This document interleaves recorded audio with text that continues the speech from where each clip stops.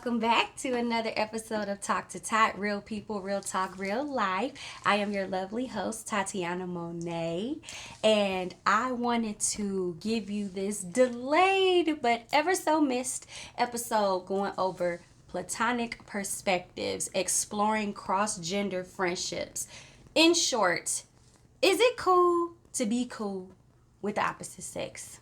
And ain't nothing going on between y'all. I'm a firm believer of yes. And I say that not only because of personal experiences, but those of people that I interact with as well. But they're based on quite a few principles. One being self-trust, especially if you're in a relationship. You have to trust yourself enough to not only resist temptation, because we are humans, right? But also to trust yourself enough to activate the respect that you should have for your situation if you are with someone. Another principle that I find is very important is making sure that that is a person who you really don't have feelings for, and vice versa. And granted, it's kind of hard to control the second part to that if that person has feelings for you, because you can't control people, right? But being as aware as possible and paying attention to the signs and making sure that you and that person are always on the same page could alleviate not necessarily how they feel, but acting on those feelings while still maintaining the friendship that you have. And I'm going to delve into these things, a little bit more, but I at least wanted to get the principles out there to you. And then another principle is making sure that whoever you're involved with is cool with the situation. So the three things that I've listed, the first thing is having self-trust. With having self-trust, that first means you need to have enough self-awareness, realization, self-governance, self-actualization, all of these things, emotional regulation, because you will be tempted regardless, or you may have to identify if that person is being tempted and know when to stop it, to trust yourself enough to stop whatever those things may be. And I say that to say a lot of people don't have faith in males and females being friends because they always feel like, well, one person's going to end up falling for the other person because law of attraction. Humans are sexual beings, emotional beings, and it's 9 times out of 10 likely that one person will develop feelings for the other. I have a few platonic relationships with males, and there has never even been a discussion on whether or not either of us like each other.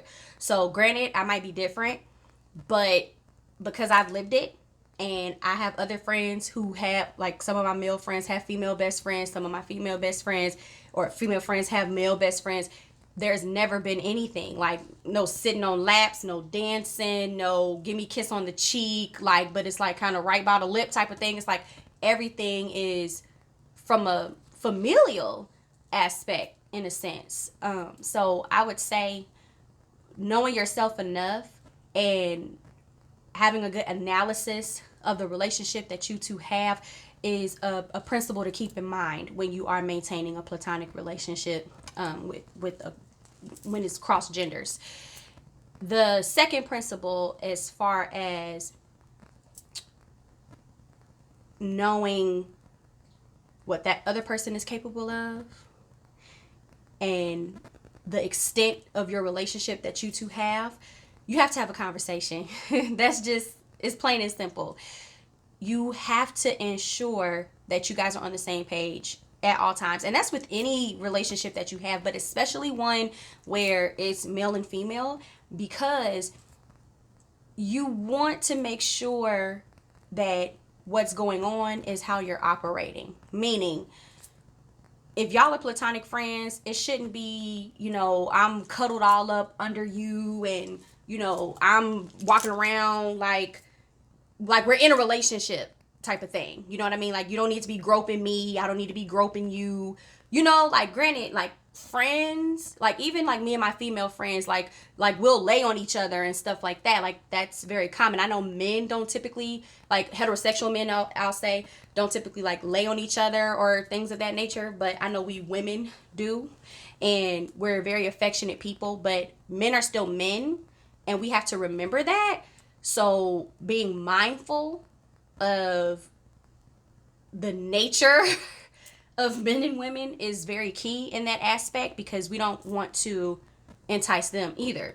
So I would say just having that conversation, if you feel like that borderline is being crossed or approached, is very necessary. It's a very ideal principle to have, especially if you want to keep this friendship going. Especially if this friendship is before you got into a relationship with someone. Side note, I'm a firm believer of whoever was rocking with you before you got into your commitment, they don't need to go anywhere if they're not causing a detriment to the situation that you have going on. Some people are very territorial, and they're like, once I get with someone, they don't need to have any friends of the opposite sex. I can't be with you if you're making that a rule for me, because anybody that's in my village, they're going to remain. So you can go, but they're not going, because the people in my village are just that. They're my village. They're my support system. They're people that I can rely on. So why get rid of them just because you're here? Y'all roles are different. You know what I mean? And I'm not giving them the same type of intimacy or connectivity that I'm giving you. Those are two different lanes. You gotta separate these categories, separate these people. So I say that to say, having the necessary conversation with your platonic friend, just to make sure that y'all are on the same page, that y'all are not enticing each other, tempting each other, is very key. And how that shows up will look different over time as you all grow, especially if you're friends like during puberty or before puberty or something like that, because then you're watching someone develop in front of your eyes and you're like, you didn't always have that, you didn't always have this. So I would say keeping the conversation open if it's necessary, and addressing things as they come about, so that way everything can be smooth. And the third principle, as far as cooing in your significant other, you have to invite whoever your mate is into the aspects of your life. You can't keep them segregated. I find that some people cannot balance well, if at all, having their mate and having the people in their life that were already there. It's a must, though. You have to. And if they're not comfortable with it, and it's something that you can actually do to change it, do that. Like, if that means meeting this platonic friend of yours, letting them get acquainted, letting them hang out on their own time, whatever that looks like for you and your situation, you do have to do it if you want this person to be around, because it's your responsibility to do what you can within your means to make them comfortable enough to be around your people. That is your duty. That's your job. Now, once you do that and this person is not receptive to it at all, then you need to revisit if this person is for you. Prime example for me, my ex was not comfortable at all with me having male friends. However, I did tell him, these are not people that I have had any type of physical history with, emotional history with. These men are like brothers to me. You know what I mean? Especially when I wasn't acquainted with my own brother. It's like these people were always here. They've always been a part of my life, and they were here before you got here. So don't expect them to go anywhere just because you have now arrived in the situation. But do you want to meet them? I can invite them over to my house, and y'all can form your own, level of communication that's befitting for you to feel comfortable enough that when I'm talking to them, you're not bothered. You know what I mean? Granted, am I responsible for someone else's insecurities? No. But is it my duty to get my significant other comfortable with certain aspects of my life, and I want them to be in mine? Yes. And that's just my philosophy. Other people may not feel that way, but that's how I feel. And it should be reciprocated.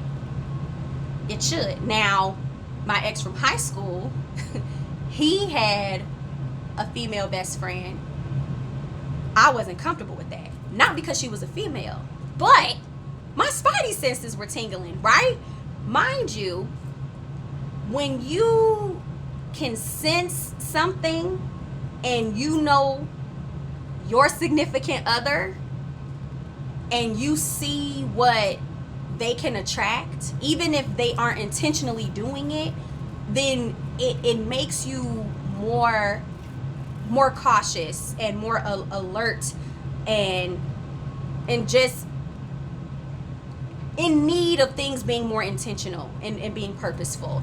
And what I mean by that is, when I analyzed the relationship that my ex from high school had with his female best friend, I noticed that she was trying to insert herself into certain aspects of his life that was for me to do and take charge of, you know, as far as the companionship. I'm his girlfriend. So if he's going through something, yes, you're his best friend, but that should not entice you, and I keep using that word entice, but it shouldn't influence you or motivate you to want to overshadow the role of his girlfriend and think that he's not going to come to me about his problems, or, you know, just be around me when he's not in a good mood. It's like, no, he has someone to do that already, so I got it. I just kind of felt like she would try to force her way in, you know, like, and then she would initiate more calls and stuff like that, and I'm just like, you know, she leaning on you a lot, like, and it just seems like the longer we are in a relationship, the more she's leaning on you, and how she's talking to you is different, because like there are a few times that I've overheard like his responses to their conversations when he would be on the phone with her in front of me, and I'm just like, if these are his responses, I can only imagine what she's saying. And I'm a female, so I know what a female would think, ideally, you know what I mean, or how we would say things. And so I pointed out to him, I said, you know, I don't have a problem with you having a female best friend, but she like you in a different way, beyond best friendship. Like, she has feelings for you. That girl loves you, and it's not like I love you like family. It's like, she in love with you, bruh. He's like, no, it's not like that. I was like, for you, it's not like that. But let me paint the picture. And side note, some of y'all men don't see the picture when it's painted. I don't know why. But when we try to tell y'all, shorty people y'all like, nah, it ain't like that. But let the role be reversed. And we're like, oh yeah, that's my friend, and the guys are like, yeah, he checking you out because he upped you, downed you with his eyes. He looked you up and down. Are you sure? Because no, yeah, it's just like that. So just how y'all be peeping and clocking stuff, so do we. It's not that we're jealous, like, or I'll speak for me. I wasn't jealous of this girl by any means. I promise. I don't care if you have female best friends, but I promise y'all, how she was talking to him and what she wanted from him, like how much of him she wanted, the closer me and him got and the more we were around each other, I was like, she got to know her role. She got to know her role. I'm here, not going anywhere until I go somewhere. So until then, you skedaddle from the significant other department. This is occupied already, and I don't share at all. So yeah, I say that to say I can see why some people may be discomforted or a non-believer of people being in a platonic friendship, because yes, some people do take advantage. I don't even want to say take advantage. Some people do develop feelings over time because you get close to a person, you learn them in different ways, and it's in our nature to gravitate to certain things. I don't take that away from it. I don't rule that out, but that's why it's important, like I said, to have the conversation, to loop your significant other in. My ex was not receptive. He was not. So it was nothing. He couldn't loop me into nothing. I was looping myself in. You know what I mean? And I'm glad that I had that discernment and that awareness for me to be able to recognize it, because she was trying to slide on in there. You know what I mean? And then when we did break up, they had a little moment. And so I'm like, see, I told you, because anyone that I date, we try to be as open as possible with what we divulge to each other. So of course, like later on as we got older and stuff and we revisited these conversations, he told me like, yeah, me and her had a little past, you know what I mean? I'm like, I knew it was coming. You telling me what I already know. It's just you confirming it out your mouth, because I saw what that was. Even though you didn't, I did. You know what I mean? So going back to the other side of that, with my adulthood ex, my male friends that I've introduced him to, never dated, never went like and did anything intimate with. It actually, I'm not trying to say it would repulse me, but I would equate that to incest if me and my male friends ever did anything. No. Family only. I don't believe in that incestuous, none of that. So I don't care if we don't share the same blood. When I say you my fam, you my fam. Like, that's it. You the bro. You the homie. That's it. Firm line. Thick. It ain't no fine line. Thick border. No. So it took for me to take an additional step, because I'm like, okay, this is somebody that I know I'm going to be with for an extended period of time. And because I value our relationship and I respect him, I respect his manhood, and I want him to be exposed to all aspects of my life because I expect the same in return, it is my duty to make sure that whatever I'm exposing him to, I am not only walking him through it, but I'm also making sure that he's comfortable. That's just how I operate, and I expect the same treatment. So he did meet my male best friends, and he the ones that I had at the time, I still have them, but I have acquired more friends in my life, you know, and we're not together, so he can't meet new people because we're not together, you know what I mean? But when he met them, he was like, okay, because he saw our dynamic. Certain things you can't cover up. No matter how slick or sneaky you are, I promise you, real recognize real, game recognize game, and ain't nothing new under the sun. So when he saw the interaction between me and my male best friends, he was like, oh, okay, yeah, those are your friends for real. Like, yeah.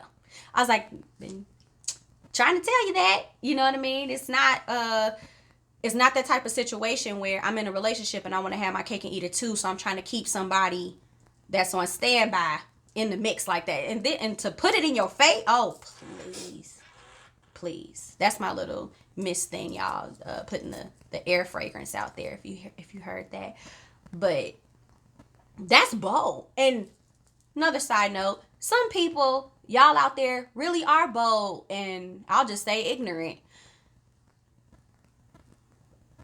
The next person I date, please don't ever play in my face like that.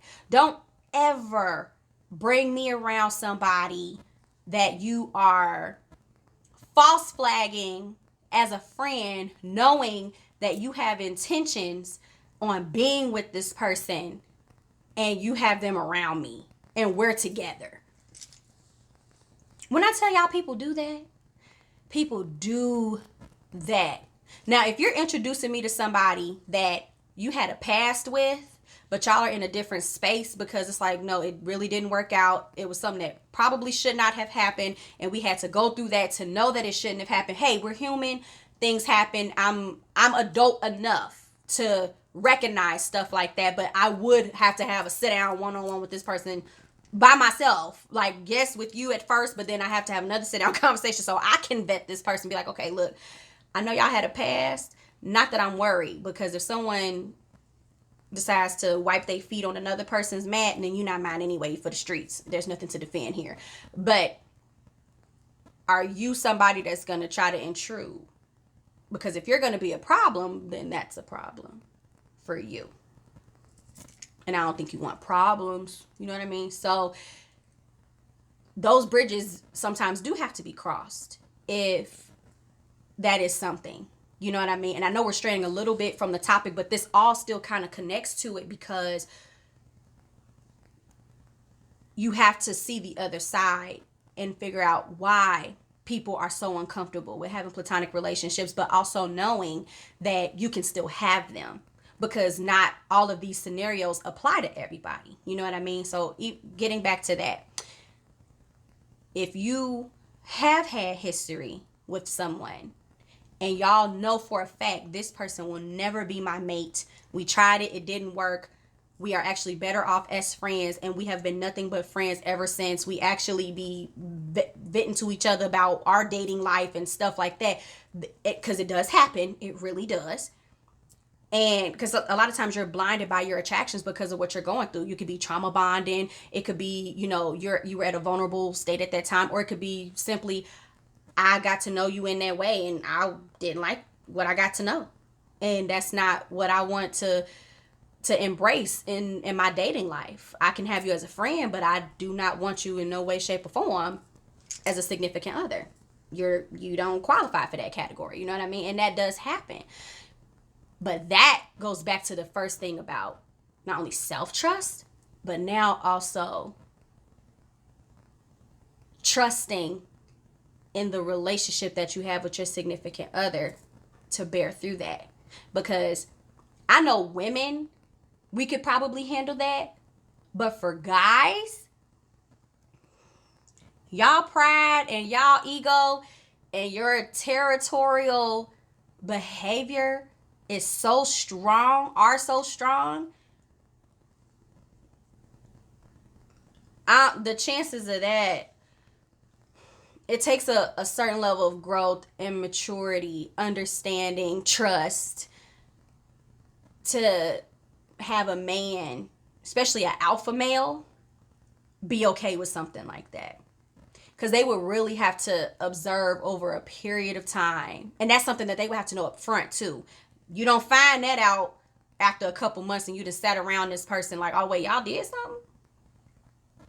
All right, I'm a fool, I'm gone. Or now I know how to, I'm going to treat you another type of way and you're going to figure it out later. You know?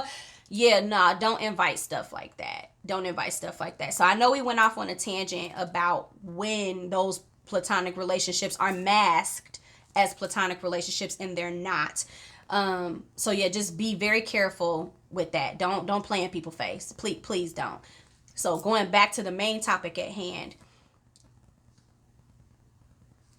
I like to emphasize duality and balance. More so for the sake of this conversation, male and female, men and women. A lot of us can't just have friends of one gender. In a way, it kind of limits you and your perspective and your experiences, because there's so much more to life than just a feminine point of view or a masculine point of view. So there's a duality in everything, even in our humanism. Why take that away? And I say that because there are some people out there that are hell-bent on being against platonic relationships. Granted, some of it is due to exposure, because they haven't seen anything successful with people being friends and they're male and female and nothing is going on, you know? And that's something that you have to sometimes create the exposure for yourself if it hasn't been offered to you from your environment. But the other side to that is being okay with stepping out of certain traditional norms and values if it's befitting this situation. If the person that you are gearing up to be with and commit to is worth it, then why not embrace? And this message right here is targeted for people who are uncomfortable with their significant other having a platonic friend of the opposite sex. You have to really analyze and figure out, is this person enough? And also examine yourself. Like, what makes you uncomfortable with this? Fix that, heal that, because you don't want to impose your insecurities and life experiences on other people, because you're inviting them into your life. So you have to make room for that. And making room for someone goes beyond literally physical room, like moving in together. It's an emotional thing. You have to make emotional space, situational space. mental space. Like you have to do those things if you welcome people in your life and you're dating them, you know, especially long term, you know what I mean? But you have to do this part yourself. All of it can't come from the person that's trying to expose you to this aspect. You have to give it a try. If it doesn't work, you can at least say, hey, it didn't work. I don't like that. I'm not okay with it. But to bar someone from people in their life that help them become the individual that they are, that you got attracted to, why would that person even want to be with you? You know what I mean?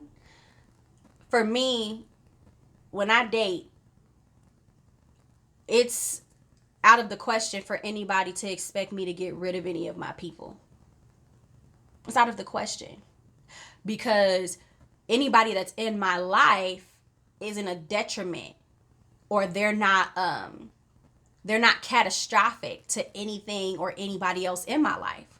So for you to want me to completely eradicate my relationship with this person because you're here, what make you so special? Can I go and cherry pick people out your life too? And if so, then if it's so easy for you to remove people out of your life, and you think it's easy for me to remove people out of my life, then what makes me special about you? To you, I mean. All of that connects. All of that connects. So, to bring all of this home, because I know I was getting on another point too about the importance of duality with men and women. It's a whole flow. And sometimes I get tied up in my mind about how to explain it, but men and women are meant to coexist together. We are. There's no convincing me any different. And trying to reshape that's not my narrative. And that can't be the narrative of anybody that I'm with. You have to develop a better mindset about the nature of human beings. In your life, at least. In your world.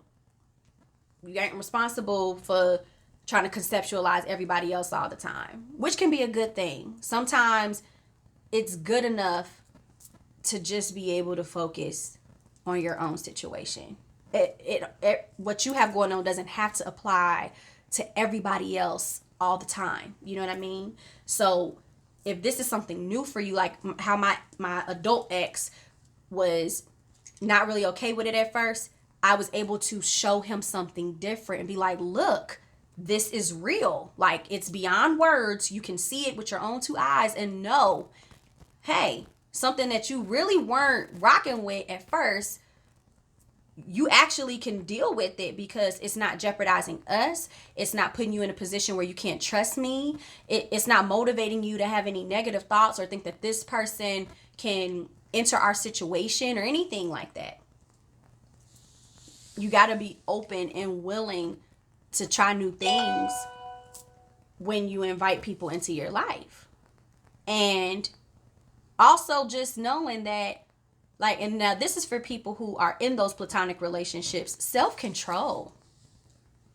Self-control. I find that sexual self-control is more expressive. I'll say more expressive. The lack of self-control and the fact that it's more expressive is ideally more applied to men. Men do a lot of propositioning. I'm not saying that women don't, but men do a lot of propositioning. Granted, nothing can really happen unless the female consents.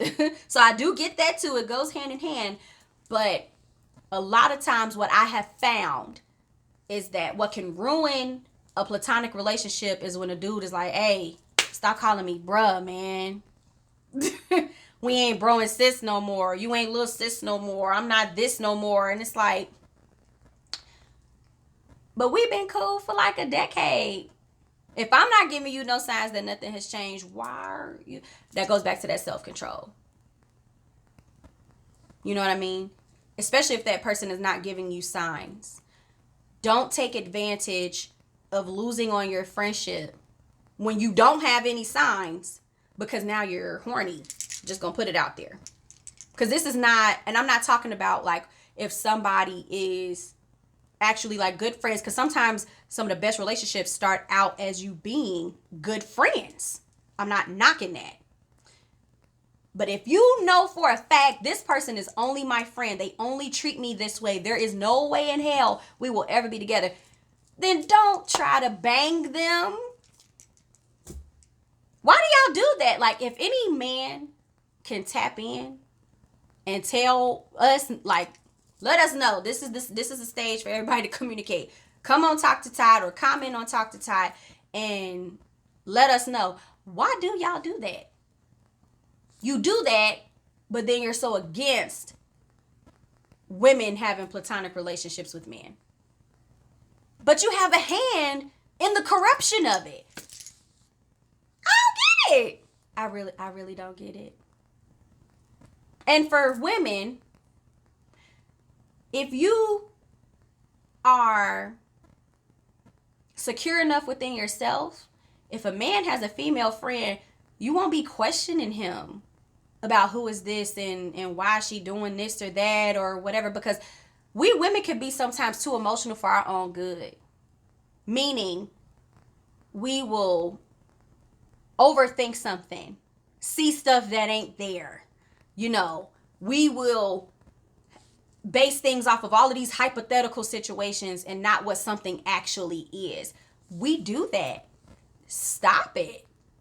No, like, whoever, men and women, whoever hurt us, they obviously have done a good job, because we're leading with all of these preconceived notions and applying them to any and everything else and everybody else. It's a phrase that I said in one of the previous videos. You have to separate the struggle. Not everything is tied up into one thing. You know what I mean? I want people to embrace just being open to having a diversified village.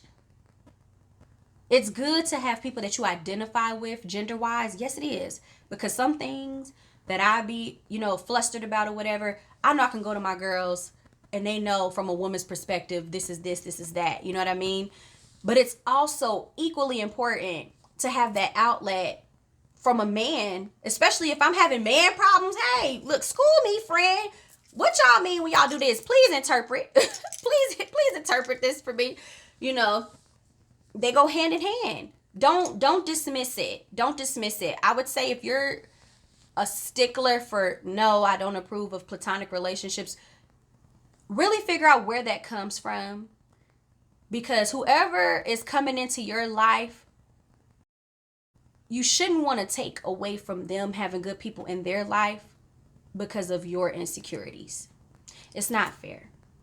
Male or female, it's not fair.